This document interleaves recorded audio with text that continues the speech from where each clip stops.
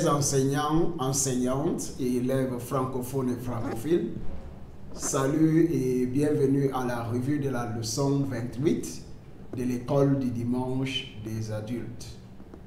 Nous vous remercions pour l'écoute de toutes nos précédentes revues de l'école du dimanche des adultes. Aidez-nous à toucher plus d'enseignants et d'élèves cette année 2023. Aimez, partagez et abonnez-vous à cette chaîne YouTube. Je demeure votre hôte et frère, pasteur Paul Ézéchiel. Leçon 28 qui sera enseignée le dimanche 12 mars 2023. Leçon 28 qui sera enseignée le dimanche 12 mars 2023.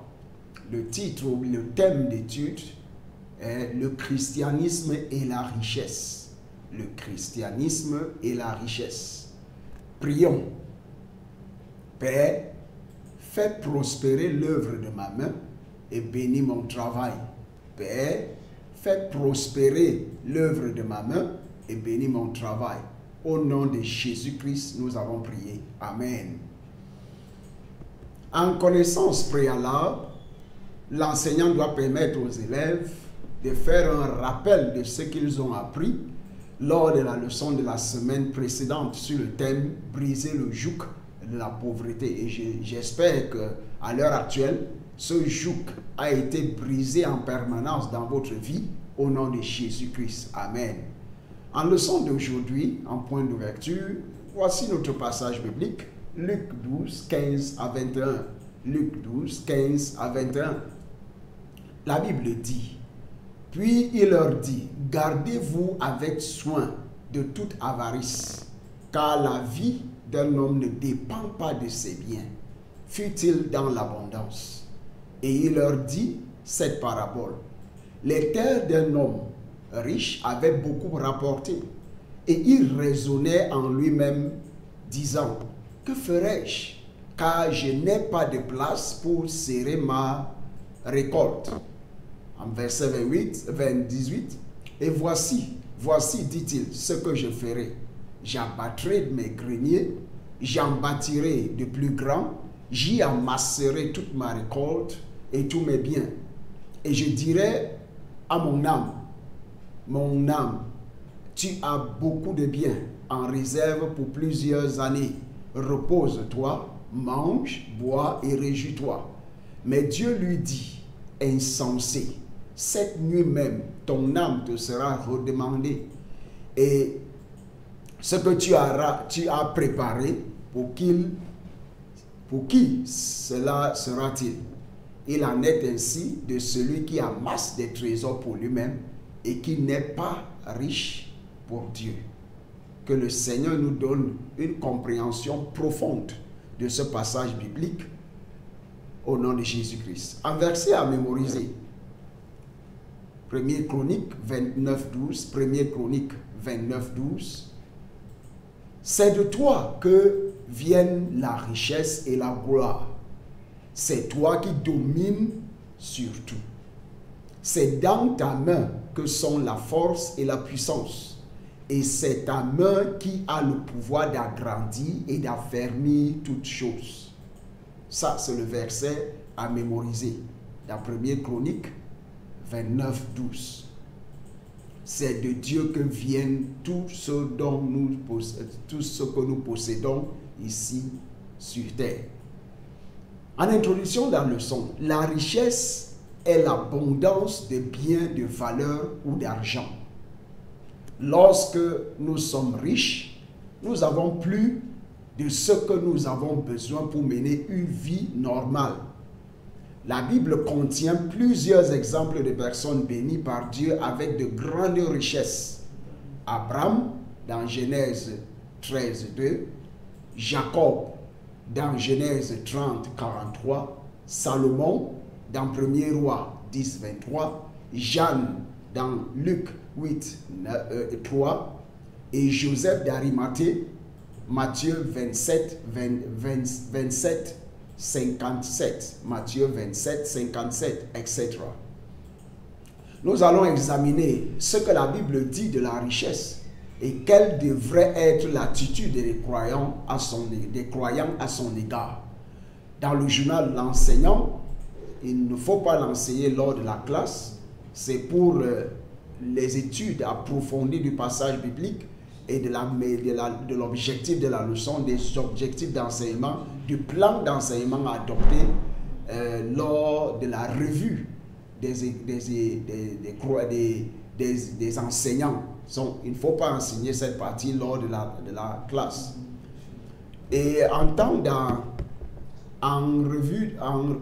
plus haut, méthode d'enseignement des cours magistraux et des discussions. Dans cette leçon, nous allons combiner les méthodes d'enseignement des cours magistraux et des discussions. En gestion du temps, l'enseignant doit appliquer le temps d'enseignement alloué à une leçon ayant 2 grandes lignes. Par la grâce de Dieu, cette leçon a 2 grandes lignes. Et en grande ligne 1, perspective biblique. Perspective biblique. En point A, les élèves doivent mentionner quelques exemples de personnes riches dans la Bible, en plus de ceux indiqués à l'introduction de la leçon.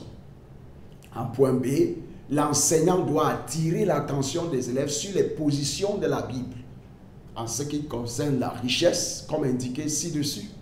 Dans 1 Chronique 29:12, la Bible dit « La richesse et l'honneur viennent de Dieu ».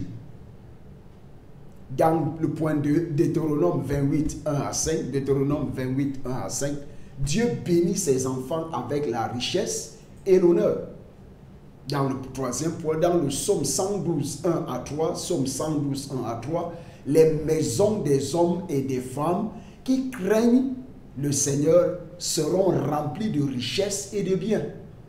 En point 4, l'argent n'est pas mauvais après tout. Parce que l'argent n'est pas mauvais après tout. Parce que, en point A, dans Ecclésiaste 10:19, la Bible dit que l'argent répond à tout. Dans le point B, Ecclésiaste 7:12 dit que l'argent est une défense. Dans le point C, Proverbe 19:4, la Bible dit que l'argent fait beaucoup d'amis. Et dans le point 5, dans Ecclésiaste 5:19, la Bible dit que jouir de sa richesse est un don de Dieu.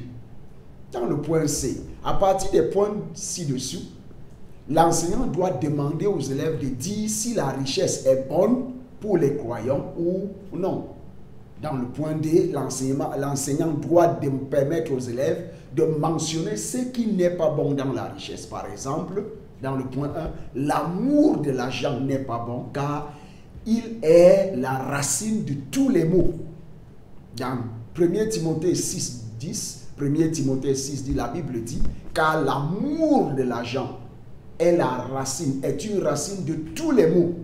Et quelques-uns, en étant possédés, se sont égarés loin de la foi et se sont jetés eux-mêmes dans bien des tourments.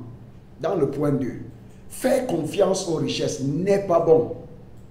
Il faut plutôt faire confiance au Dieu de toutes les richesses. Dans Proverbe 23:5,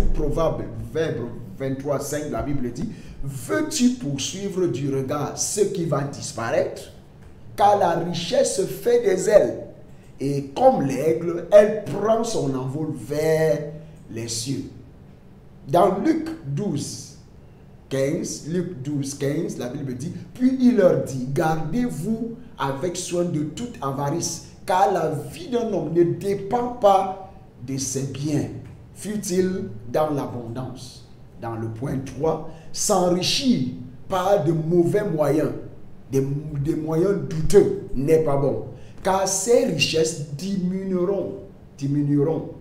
Proverbe 13:11 dit « La richesse mal acquise diminue, mais celui qui amasse peu à peu l'augmente. » En point 4, s'accrocher si fortement à la richesse comme si elle était Dieu n'est pas bon, car on mourra quand même un jour et on laissera la richesse derrière soi.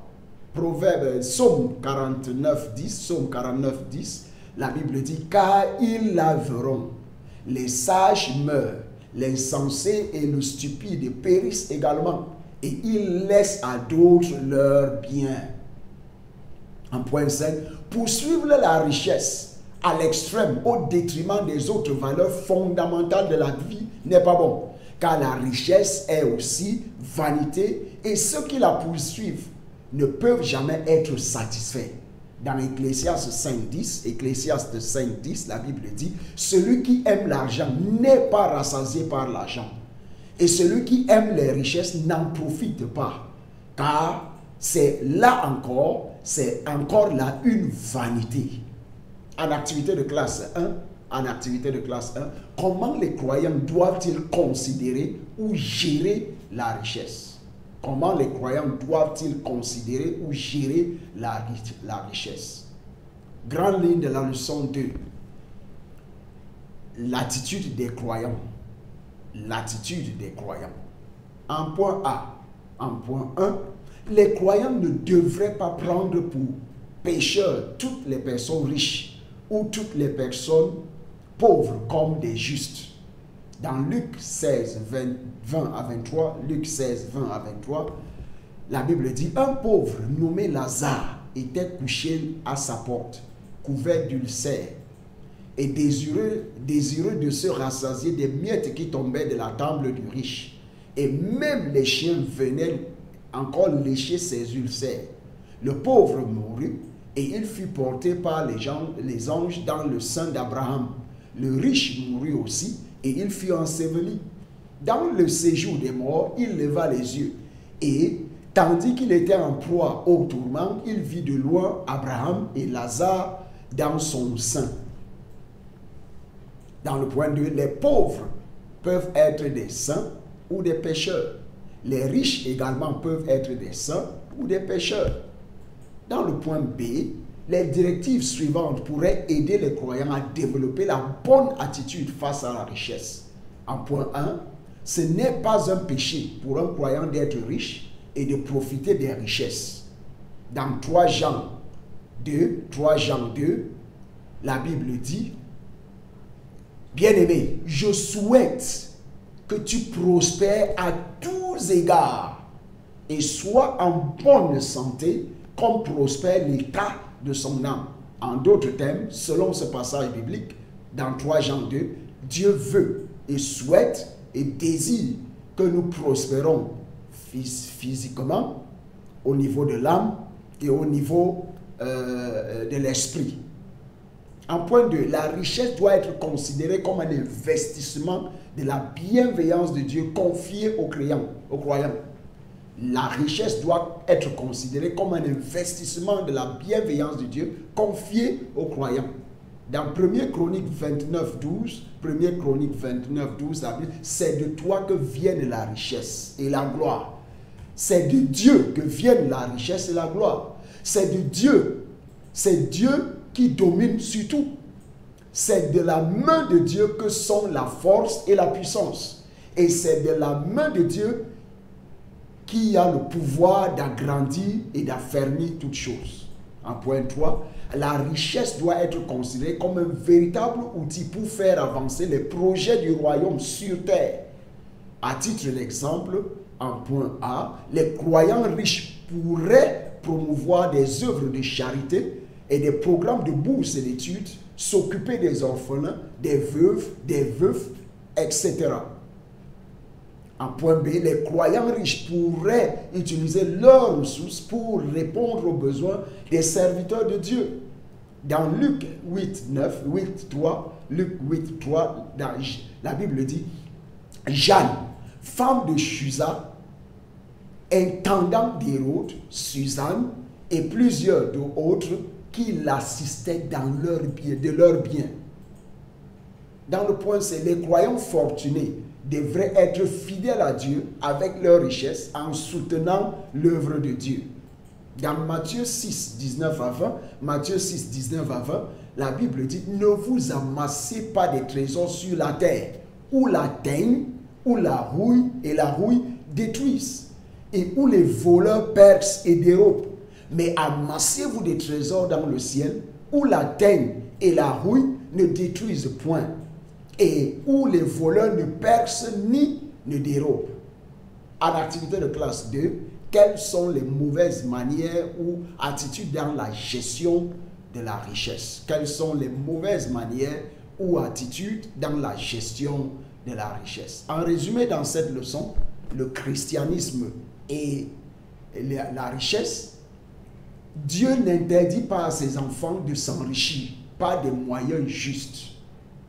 En conclusion, dans leur quête de richesse, les croyants doivent toujours garder à l'esprit que leur premier souci dans le royaume est la justice, que leur premier souci est le royaume et la justice de Dieu. C'est pourquoi Matthieu 6,33 dit, cherchez premièrement le royaume et la justice de Dieu. Et toutes ces choses vous seront données par-dessus.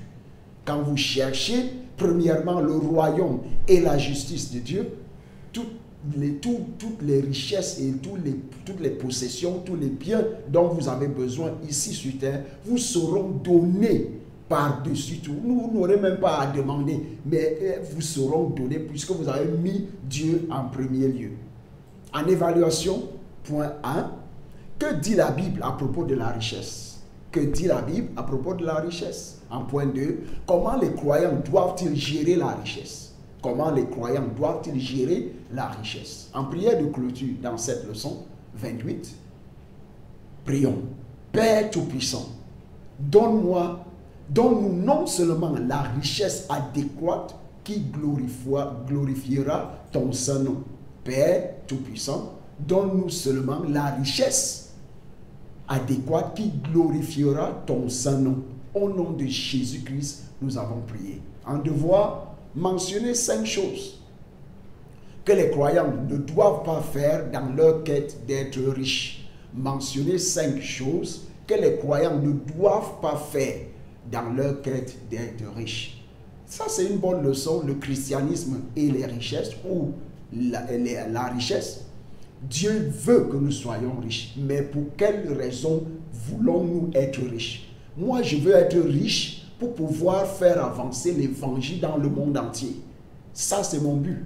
Pour pouvoir pourvoir aux besoins des veuves, des pauvres, des négligés, et pouvoir aider les enfants des pauvres qui ne peuvent même pas payer leur scolarité, et ainsi de suite. Aider Dieu, aider le cœur, planter plusieurs églises dans toutes les rues dans le monde entier. C'est pourquoi j'ai besoin des richesses. Le christian, être riche n'est pas un péché. Être riche n'est pas un péché. C'est ce dont vous faites avec votre richesse. Ce que vous faites avec la richesse qui devient un péché. Si vous l'utilisez pour la gloire de Dieu, c'est bon. Et si vous l'utilisez contre le royaume de Dieu, alors c'est pas bon. Mais vous pouvez être riche si vous n'avez pas encore reçu Jésus-Christ dans votre cœur comme votre Seigneur et Sauveur personnel. Vos richesses périront et vous périrez aussi en enfer. Pour éviter l'enfer, vous devez donner votre vie à Jésus-Christ. Vous devez accepter Jésus-Christ dans votre cœur comme votre Seigneur, Sauveur et Maître personnel. Et vous pouvez me demander, comment pouvons-nous le faire, pasteur? Acceptez que vous êtes pécheur, confessez avec votre bouche, croyez que Jésus est le Fils de Dieu et recevez Jésus-Christ dans votre cœur comme votre Seigneur, Sauveur et Maître personnel. Que Dieu vous bénisse et vous rende riche, mais utilisez ces richesses pour rendre gloire à Dieu et servir l'humanité autour de vous. Que Dieu vous bénisse au nom de Jésus-Christ. Amen. Au revoir et à tantôt.